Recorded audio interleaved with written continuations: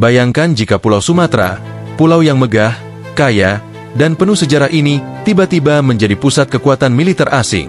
Bayangkan jika kekuatan itu mengarahkan senjatanya ke arah timur, langsung ke jantung ibu kota Indonesia, Jakarta. Apakah ini hanya sekadar ilusi geopolitik? Atau isyarat masa depan yang perlahan sedang disusun? Pulau Sumatera bukanlah pulau sembarangan. Ini adalah pulau yang pernah merdeka dalam sejarahnya.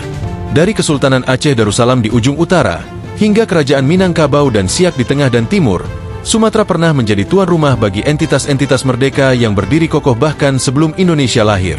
Di masa kini, Sumatera menyimpan potensi besar.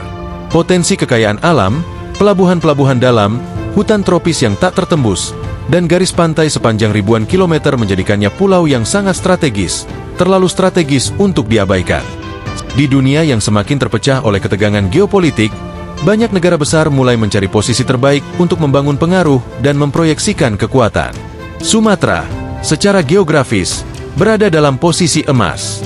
Dekat dengan Selat Malaka, jalur pelayaran tersibuk di dunia, menghadap langsung ke Samudera Hindia, dan hanya berjarak beberapa jam serangan misil ke arah Jakarta.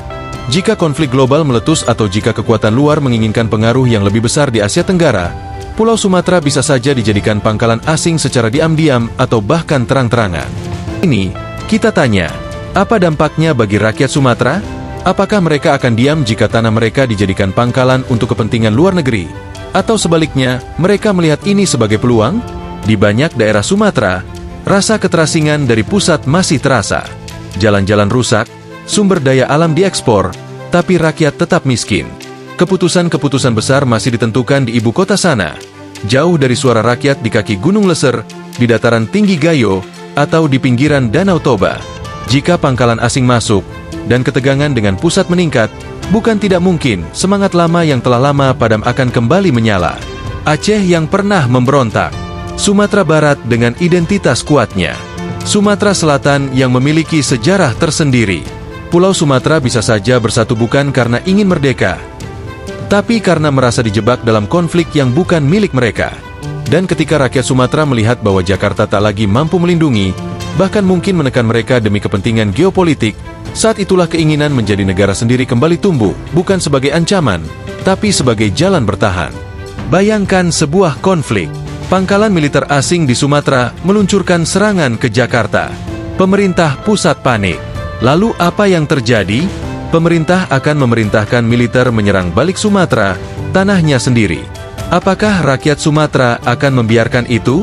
Atau justru mereka melawan balik? Perang sipil? Pemisahan wilayah? Deklarasi kemerdekaan? Dan saat dunia melihat perpecahan ini, negara-negara luar akan masuk, memberi pengakuan, memberi dukungan ekonomi, memberi perlindungan.